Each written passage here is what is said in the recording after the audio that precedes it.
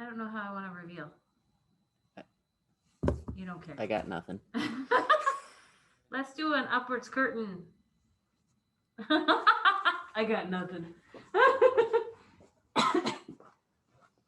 Try to get my coughing out of the way now. Hello. Hello, Good morning. everybody. Good morning. How are we all doing? I sewed my ends in. Look.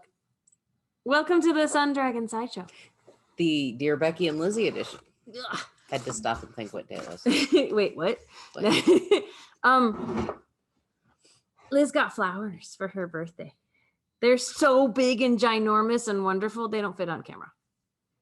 And my mommy sends them to the shop, and they're so big and ginormous, I can't bring them home by myself. So they're here. Yep, they're here. I feel like the camera's at a weird angle. I thought I fixed the winder after using it, but we're okay. We're fine. We sure? What? Are we sure? I'm going to be fine. I'm going to make myself be fine. Hmm. I'm Rebecca. I'm the owner of Sun Dragon Art and Fiber in kind of overcast and gloomy looking Brevard, North Carolina. I'm Liz. I'm the minion there. Mm-hmm. It is going to bug me, but I'm going to be okay. No, she's not. I'm going to go check. 4. Shut up. 3. Excuse my language. Yeah. That works. It's better, right? Mm-hmm. Just a little bit. Mm-hmm. I'm hi. Yeah. This is me being. Oh yeah. Oh, I don't know why. That was literally like an inch away from the table on that side, and for some reason I just went. It messes. It messes with my psyche. Okay. So Not those. hi. We got new yarn in yesterday that we may or may not have time to talk about today. And I kind of want to save it till next Wednesday. But I started knitting with it. It's fun. You should go look at it on my Instagram feed. Okay. It's fun. We have one question. It probably won't get up on the website anytime soon, before next Wednesday. So yes, we have one question. I have issues with the microphone cord, but it's of my own making. Because we have issues today. Lots and lots of issues. Because I had to use the winder today, which meant moving the computer. And, you know, Liz is the winder of, I want to say of the family, of the Sun Dragon family. I only do it when, you know, push comes to shove or something else is going on. There were like 30 tasks that had to be performed this morning. Which is why we're getting going a little late. And we'll see when we wrap up, because we don't have a 10 o'clock appointment, but you just never know. Yeah. Technically, we're open for business at 10, so you never know. It gets dicey. Mm-hmm. Okay. Are you ready for this? Is what kind of morning it is? I am ready for the question. I am opening my Buble Bounce right now. This is what kind of morning it is, because I'm a little thirsty, and I could always use caffeine. That is not a promotion. I'm not being paid to show this on camera. They should pay me though, because dude, I've mentioned it enough times. Her Buble Bounce is Look, I'm even doing the subliminal advertising of holding it towards the camera. Hit us. What's up? Oh wait, by the way, we did introductions, right, of who we are. Yeah. Okay. But dear Becky, I'm Becky today. She's Lizzy today, just for today, just to do advice questions. For just this merry Maybe I haven't had enough caffeine this morning. She hasn't had enough caffeine this morning. But I washed my hair. Look, it's all curly. Ooh. Like 2 times a week I get curly hair. I promise I'm not on anything. I'm just tired. Go ahead. She is. Like, this is her tired face. So Liz can recognize it across the shop. Yeah. Even with a mask on. I'm sorry, am I making it difficult for you to read the question? Well, my phone keeps going to sleep too. Like it's on a short. Well, that's not my fault. Well, it is because I'm talking too much. But change your settings, woman. You know me. Okay, I do. Sorry. Dear Becky and Lizzy, what is your all-time favorite pattern? And to go with that, what type of garment, shawl, mittens, hats, cowls, etc. do you like to make the most? Pattern hunting in Western North Carolina. Pattern hunting in Western North Carolina that we have people who walk up and just say, I want this, or I want that, or, you know, they want a simple pattern for X, Y, or Z. And that's such a challenge. Gee, I wonder what your favorite pattern of all time is, Liz.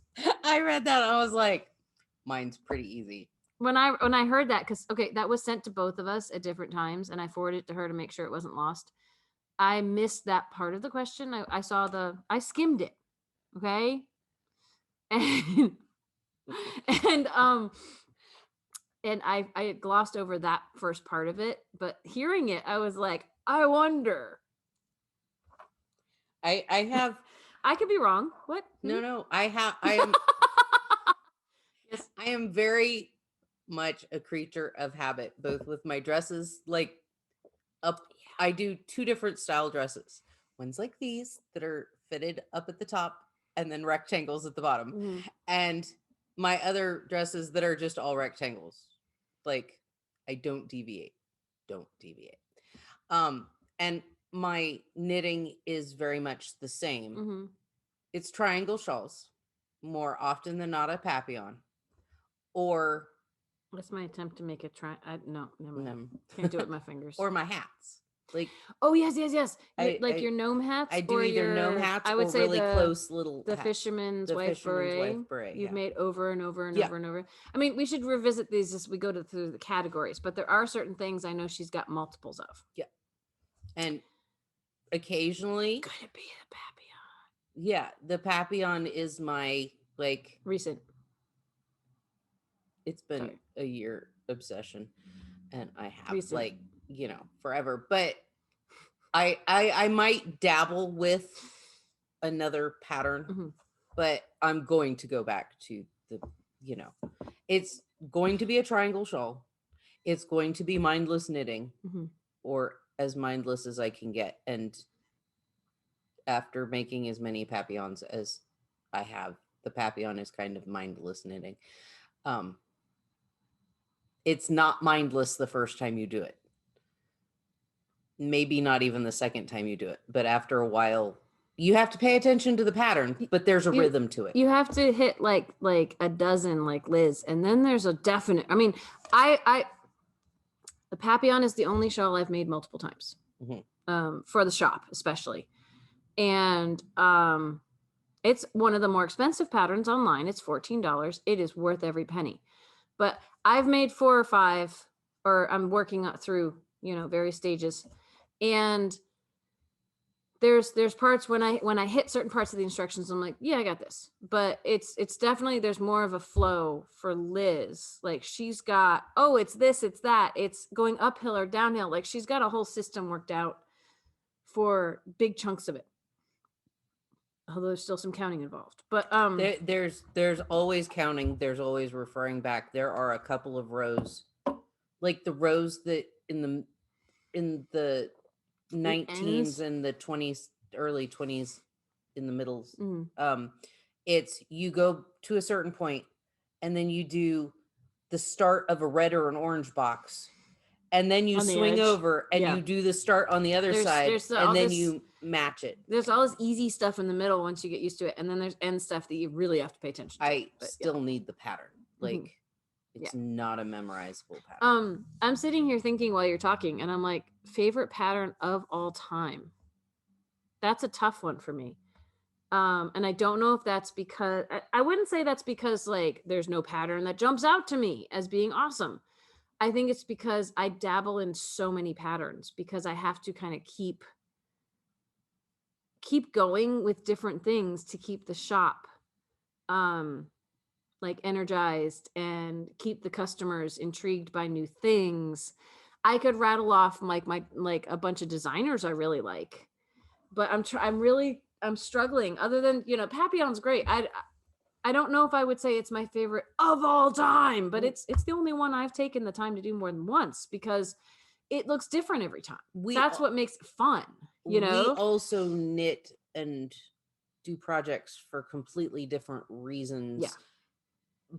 But both different reasons this way and different reasons from our knitters as well. Well, but that was like, you tend to do shop samples.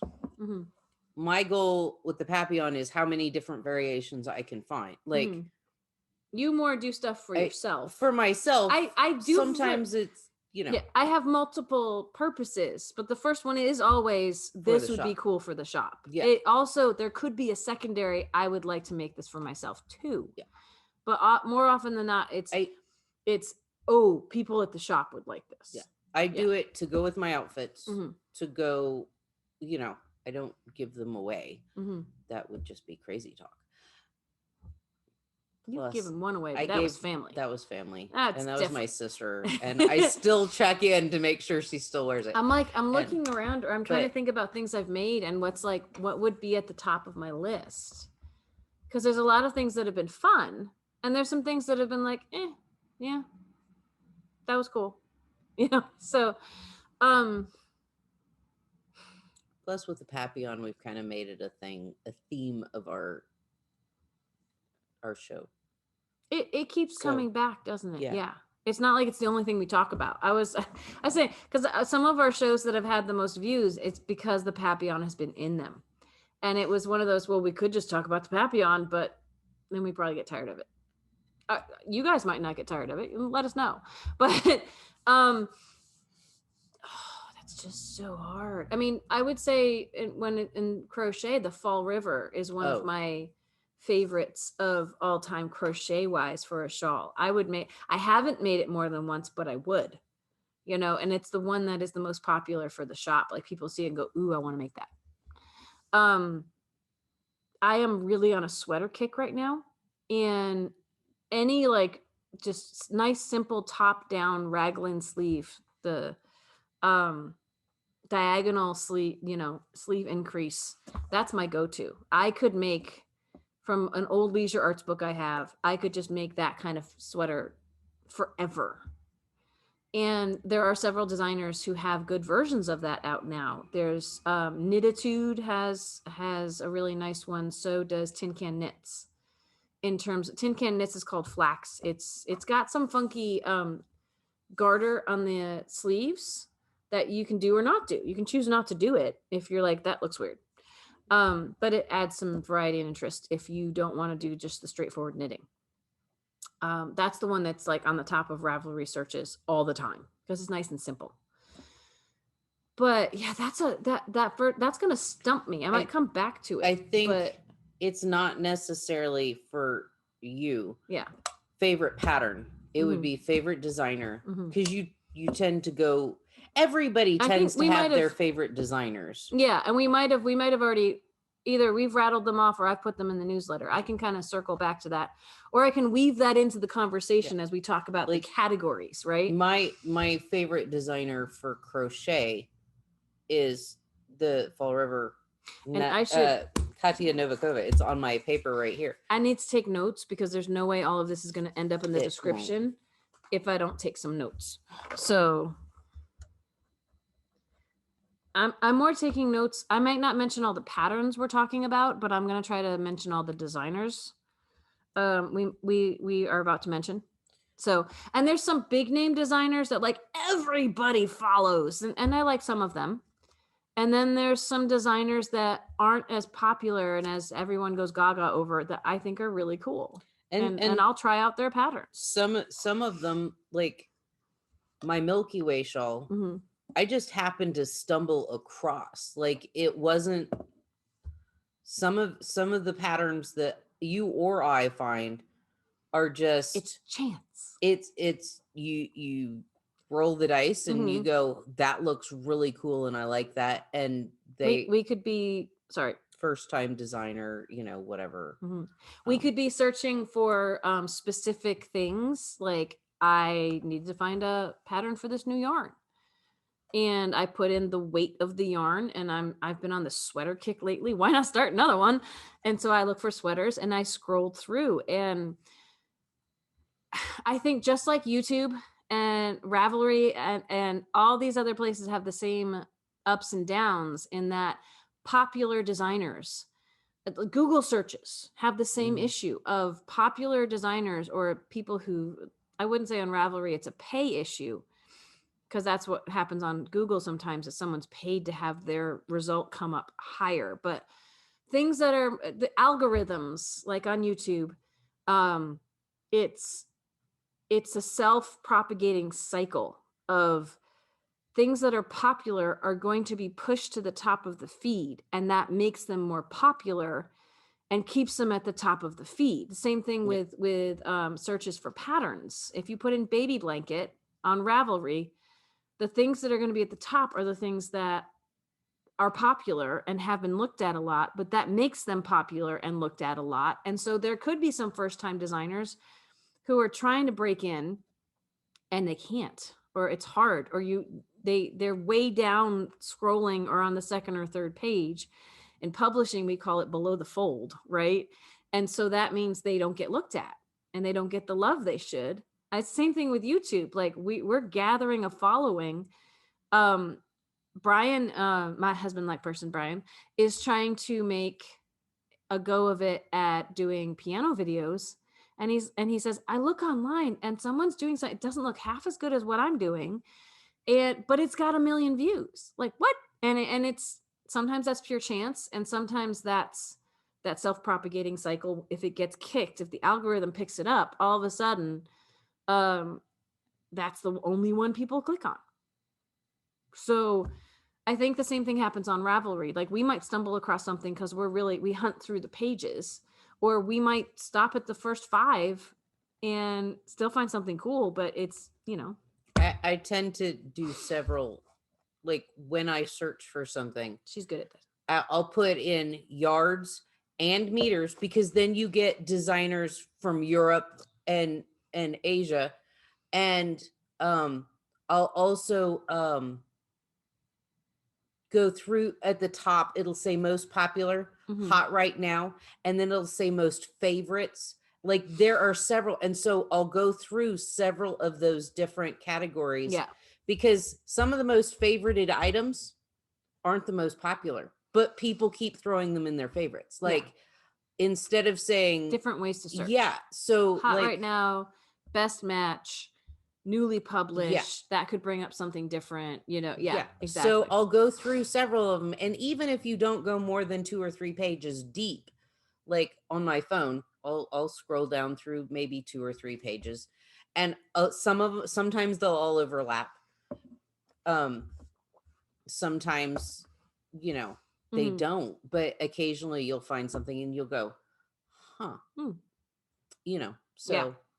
Well, let's wake your phone up again.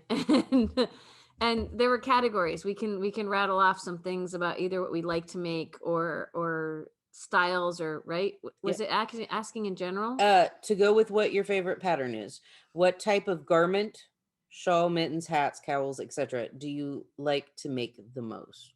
I think I think we have a 2-part conversation here, which is why this may take us like the entire however long we're filming, because not a thing. Shocker. There's what do we like to make? And then within that, there could be some of our favorite patterns within those categories, because the whole overall favorite pattern of all time, that's so hard for me. It's just, no, I can't nail myself down. Okay, so yeah, Liz is realizing she's gonna have to keep this open like the whole time. Don't change your settings. Just be ready to. Be ready to turn it on. I'm gonna get multiple stickies out.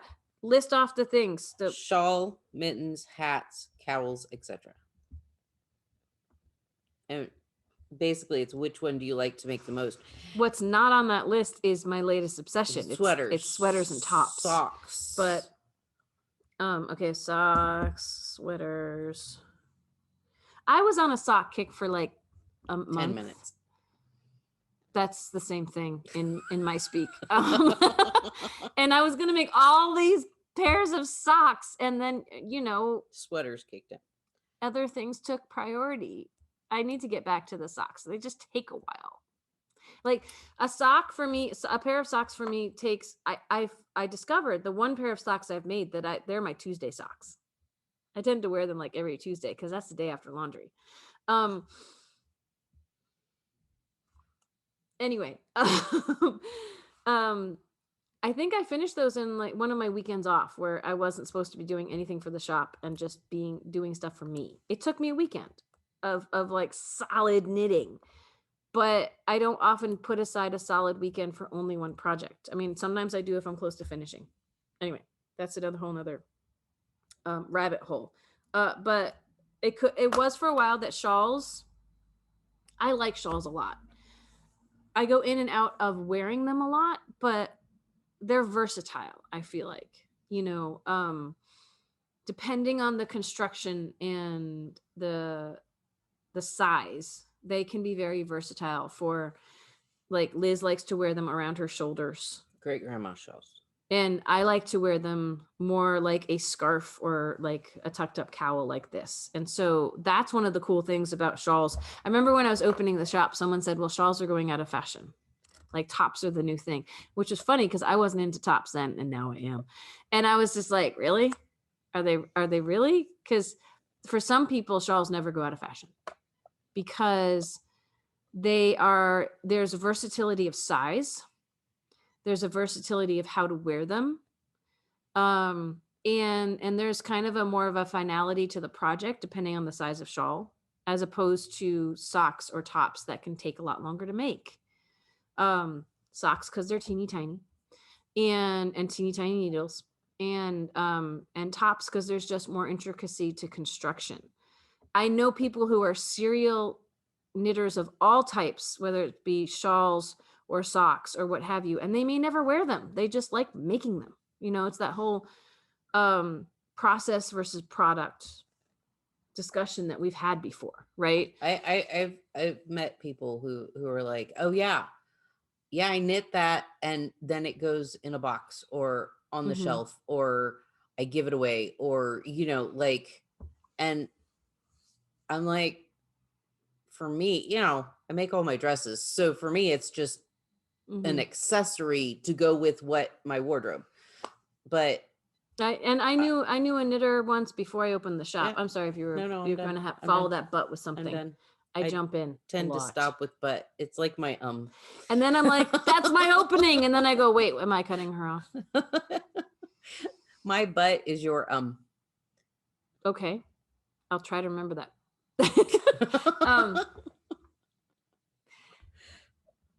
I'm not, whenever I say it makes me think of going back to public speaking when I was younger and like high school, and people were like, don't do that. It's rude or it's unprofessional or anyway,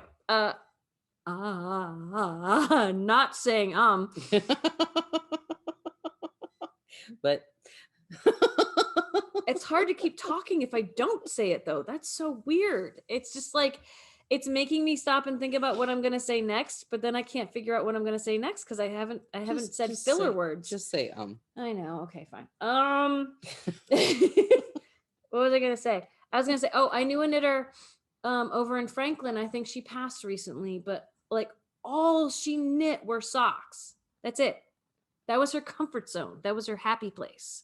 And that's fantastic. She just churned them out. That's super awesome. I would say, okay, of this list. So I would say for the most part, shawls I would say are your happy place. They're my happy place. With there's a few, right, exactly. I'm looking at shawl. I like shawls for a break and for variety from other things I'm making that might take longer. I've made like the honey moss from Andrea Mowry was a wonderful shawl pattern. It took a while. It was interesting. It was huge. Took a while. I have a few shawls started right now. They may take a while because they're intricate. When I look at mittens and hats, I feel like I kind of have a love-hate relationship with mittens and hats.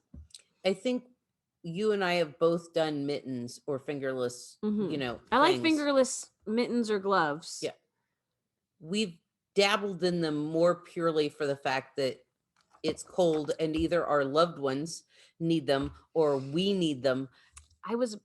And it's not that it's our comfort, happy place. We do them because they're a necessity. That functionality. Yes. You can either go buy them or it's Christmas and fun to make them. They're fun. Like I engage in hats and mittens on a functional level. They're not my obsession. they're awesome because they're small, right? So for people who like to knit things where there is an end in sight, they're great weekend projects or maybe 1 or 2 week projects, things like, especially hats. And some people will love to make them. I don't wear them a whole lot though. Maybe it's because I don't want to mess up my hair, but not really. But I find other ways to keep warm, or I'm not out in the cold that often. If I'm going to go hike, yes, I will throw a hat on. I don't hike that much anymore though. So for gifting, I will make hats because they're short and sweet and easy to accomplish. Again, mittens I tend to engage in on a functional level. They're when I'm not making just shop samples, right? What I find intriguing is people will either ask for hats and mittens thinking that they are easy and short, which depending on the yarn, they are or not. That's why I hesitate on the mittens thing, because fingerless gloves, stuff that's made out of really thin yarn, is just like making a pair of socks. They look small, they take a while. But I find when I struggle when beginning knitters come in and say, I want to make a hat. Or they're just learning to knit and they think in their intro knitting lesson, they're going to make a hat. Because hats they're small, but that doesn't necessarily mean that they're super easy. And I'm also not trying to imply that they're complicated either. Like they're in the middle somewhere, right? Yeah. Yesterday we had a lady come up and very sweet, but she was like, I want the easiest hat pattern you have. Mm-hmm.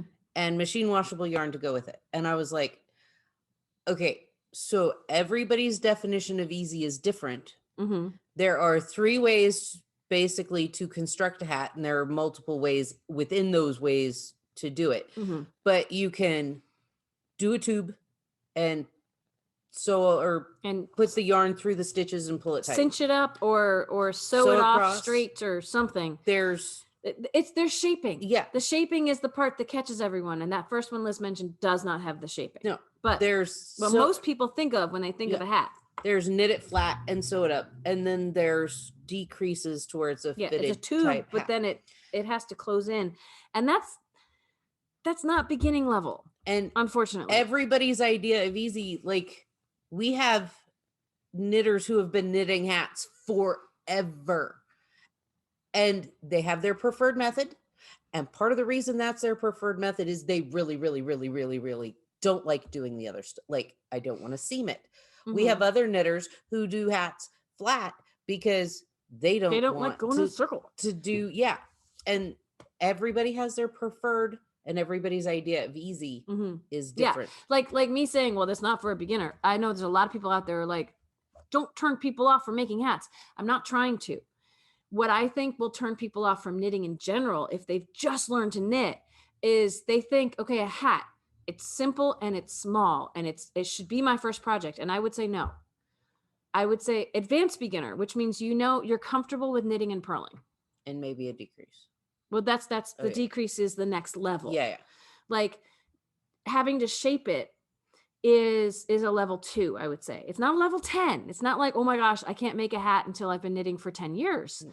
But when you've just gotten comfortable, like if you're learning to knit and purl, and then all of a sudden we throw in at you've got to decrease the top of this. And it especially if you're knitting in a circle, if you're knitting on circular needles, there's a challenge involved and there's more tools involved, because the top of a hat, you're dealing with, it'll get too few stitches to fit on that circular needle.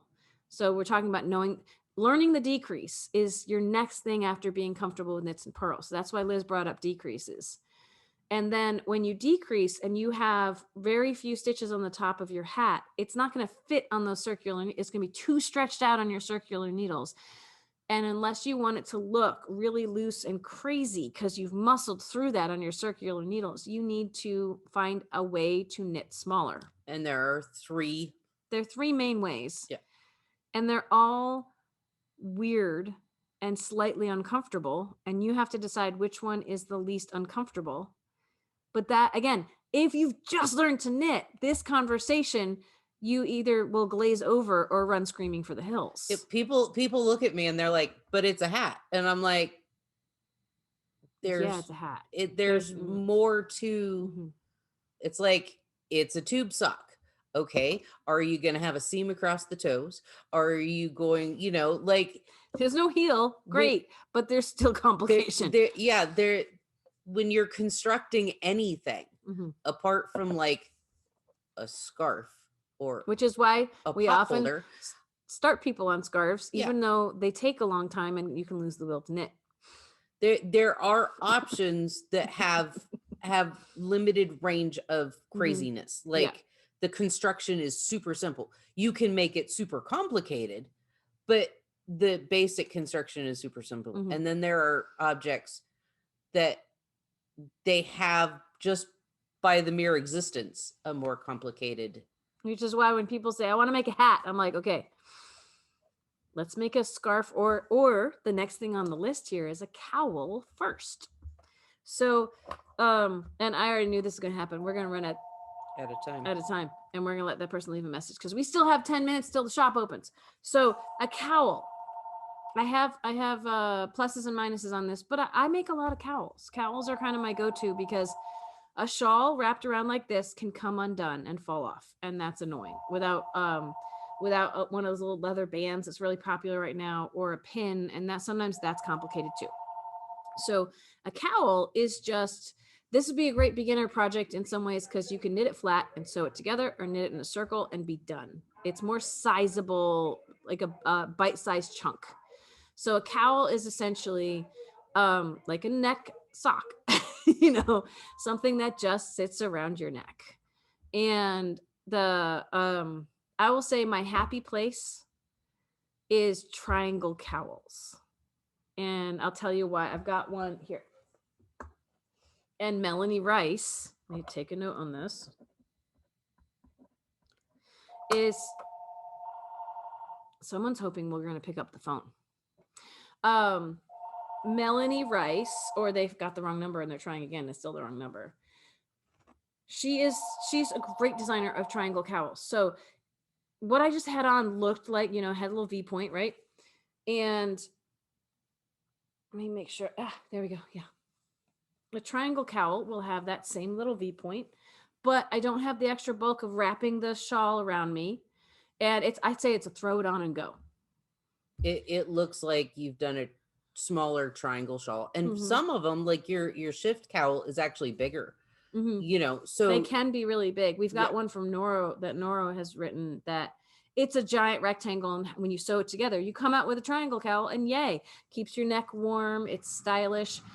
My issue with cowls that are just straight is they tend to flop. And so if there's something really crazy and fun with the stitch work, sometimes it flops open and you don't actually see it. And that's sad. The triangle cowls give you a chance to have the texture being shown here. Melanie Rice has here's a technical term. She has a butt ton of triangle cowls, and I love them all, and I want to make them all. She also makes the more, I would call them rectangular, the more parallel cowls. And again, love-hate relationship with those because they're fantastic. But like I've done ones that have the mountains on them, but I put them on and you don't see them because they go like this. They don't stay up straight because that's not the nature of a cowl. That would be an uncomfortable cowl if it was like rock straight, but it would show off the pattern beautifully. So, so that's my thing with cowls. I go back and forth with them, but a triangle cowl can really be a happy place. So I just don't like cowls. Yeah. Well, you don't wear your shawls like cowls. So I might, around your neck. If it's really, really cold out, I might, wrap one around my neck as a scarf. Yeah. And scarves aren't even technically on our list here, but scarves are wonderful and easy. But we don't make them all that often, do we? No. Like I don't make them for the shop all that often. They're a great starter project. But they can curl, there's issues. Yeah, my happy place, sweaters and tops. Now within that, I've also finding sizing can be wonky. Embracing that it's not going to look perfect is kind of important. There are so many different, we can't get into all the detail here probably of how many different styles for shoulders and other things. Someone just commented recently, it's just a squirrel moment kind of, on my tips and tricks about shawls and different styles of shawls and construction of them. They were like, this is amazing. You should do more of these. And she said, more videos on techniques. And I'm like, but I have a ton on techniques. I think she might have been saying, you should do more on styles and constructions and things. And so like that like how makes they me think change. of sweaters and what the different sweater shoulders are and all these other things. So that might be in the future. Check it out. Like, but we within the categories we have favorites too, like sweaters and tops. Yeah. We prefer top down. I'll do them any which way, but there's top down construction. What I like about tops is like there's so many different styles of knitting that can be incorporated into tops. Same thing with shawls, but like mosaic, which is slip stitching, or stranded color work, which is holding two colors and knitting different stitches with different colors, or cables or lace work, or these are things that, I mean, they can come up in anything you make, but sometimes a larger area thing will showcase it better for me. So, you know, and then I get to wear it. Although I'm running into the temperatures getting warmer outside, and I'm making all of these winter sweaters, and it's too hot to wear them in the shop because when you run around helping people, I start shedding layers. I don't wear it the whole day anymore. So I'm trying one with this new yarn that maybe will be more of a summery top. But I don't want to run around in just the summery top, so I'll usually have a t-shirt or something underneath. And then I've got multiple layers, and that's just not, that's counterproductive. And for the next 2 weeks, it's only going to be in the mid to upper 60s. So I should finish this now with all my projects. Anyway. Well, you'll have time to wear your winter stuff. Let's go with the last few minutes here. Let's talk some of the designers we like. I've mentioned a couple, right? We got Melanie Rice. She makes shawls too. She makes a lot of different things. She might even make tops. I can't remember. Really fun. And she's not as well promoted on Ravelry. I mean, she is when she releases stuff, it jumps to the top of the list and then it kind of goes back down again. People like Andrea Mowry.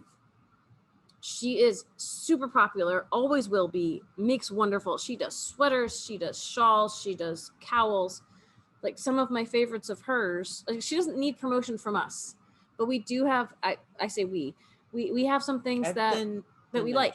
We've both done the Nightshift, which is, I don't have them all here to hold up, right? But it's a lot of slip stitching in different colors and you can do it with different yarns. There's endless possibilities. That's what makes, I think, a shawl a favorite is, or a pattern a favorite, like the butterfly, because you can do it in so many different ways. So the Nightshift, you can do it with color changing yarn, you can do it with variegated yarn, you get different effects every time. Yay. And she has a cowl version called the Shift. She has a whole series. She's got a sweater called is that the Shifty? Maybe. She got a hat. She got, if you like this technique, she's got every iteration you want to make it. I like other stuff. I've been making a lot of her patterns lately, I will say. And the striped sweater was hers. So she's got a lot of variety in what she tries and what she makes and what she publishes, which is cool. What's another designer? Isabell Kraemer. Okay. Why do you like Isabell Kraemer? I'm trying not to talk as much. Her patterns are pretty simple. Like they're well written. Isabell Kraemer. But her patterns are, I like her patterns. I like Katia Novikova, because she puts written and charts in her crochet patterns. Not all crochet patterns, like it's like with knitting. Sometimes you'll find a knit pattern that's only charted or only words. And it's nice to have both. And at least for crochet, I like Katia Novikova because it's on the crochet bandwagon. This is another Russian designer, Elena Fedotova. Yep. The Dottie cowl is this really cool cowl that is reversible that people see and they want lose to learn their mind. They want to learn to crochet because they think it's knit and it's not. It's really cool. And I have some shawls and other things by her as well here in the shop. Rachie Nguyen. And Rachie Nguyen doesn't only do shawls, but I love her shawls. A lot of them are variations on a theme. There's a lot of open lace work. There's a lot of repetition, and you can make it the size you want. So she's really cool. And I'm taking notes. It's not Isabell Kraemer. Who's Mahalia Designs? And I'm saying that, I don't think it's actually Mahalia, but that's what my brain sees when I see her things. Where's my phone? I don't know. I can't even look it up because I don't know where I put my phone. I'm having a brain fart, but I'll come back to her. It's the one who does the walk in the woods. Oh yeah. And I can't remember her name now to save my life. And my phone is, I don't know. Can you look it up? I'll talk about someone else while she's looking it up. She just published her 100th pattern. And so she's been on Instagram showing off all of her patterns, and I'm making a sweater by her now. Oh, maybe I could look at this. No, I left it at home. I left the pattern at home. So I'm trying to think of other people. Dee O'Keefe is one of my favorites for shawls that have lace work and other things and cables involved, just because she's an excellent pattern writer. Lisa Haynes. There you go. Lisa, and it's H-A, it might be Hans. Hannes, Hans. But, we're going to butcher everybody's name. So everyone should feel equally well loved because we're butchering their names. Amba O'Brien is on my list, but I haven't done a lot by her lately. I was really into her when we first opened the shop, and she has wonderful designs, and a lot of them are easy and repetitive and fun. I just have had too much on my plate. I'm trying to think of, I know a lot of people who love Stephen West, and that's awesome. You should check out his stuff. We just don't make a lot of it here in the shop because he gets so much love. We like to spread our love around to some slightly lesser known names. We've talked about Casapinka here. I'm working on some Casapinka things. I'm taking notes. And we should go because it's 10. But I think we could do a follow-up episode maybe on some designers that I know we've forgotten to give some love to. There are a lot of really great ones out there. Serial designers, I'll say, like, they're publishing stuff all the time, especially in the pandemic right now. They're just churning them out, and it's really fun. It's so fun. Espace Tricot. I can't do them all because there's so much out there. Like my Calliope sweater, Espace Tricot has so many, that'd be my go-to for a top-down easy sweater. And you can look through so many different varieties. She's got turtlenecks, she's got raglan seams, she's got all over increases. And most of them are not super complicated. They're doable. They're very, very doable. And tin can knits we mentioned earlier. So what's the blanket one? The 5410 Studio is for blankets. Blankets isn't even on our list here because it wasn't in the initial email, but I don't make a lot of blankets because they take a long time and use up so much yarn that I would kill half my inventory. But they're really fun things to make. You would probably make them at home and they'd be wonderful. And I let blankets sell themselves, and that people show people patterns and they're like, ooh, we only have a couple here in the shop. So 54. It's written out, but I'll put it in the yeah. We just, whenever someone's like, I need a blanket pattern, we'll start patterns. Yeah. They're usually just combos of knits and purls used in different combinations to give you different textures, and you'd be amazed at what you can do by just changing up your knits and your purls in a certain order. Like, I would say that none of what I've seen on their site is what I would call complicated. Like, again, an advanced beginner, someone who knows how to knit and purl, could make any of their blankets, but they all look individual and unique. And that's because there are endless combinations of textures you can get out of changing up your knits and your purls. It's the knitting equivalent of the binary ones and zeros, like coding, right? There you go. I don't code, but So I think we got to wrap up there. We could keep talking, of course. And there are a lot of designers that have only done a handful of designs, or they've done tons of designs, but they're not getting the same love as the big people. And when we find them, we try to share them. like K Hopkins. I'm gonna putting down some. Sorry, I can't talk and write at the same time. It will not work. My Bridge of the Gods top. I have to look at who did that. I don't think that's K Hopkins, but it might be. So we'll see if we can throw or do again, like I said, a follow-up episode with more, because there's so many people out there who need love because they've put in the work, and then you don't have to think real hard about what you're doing. You just have to follow their patterns instead of creating it completely on your own. Some people love doing that. That's awesome. That's your wheelhouse. Have fun. I can't do that because I need to sell yarn and people need to know how to make it. So, all right. Join us tomorrow night, 6 to 9 Eastern for knit night.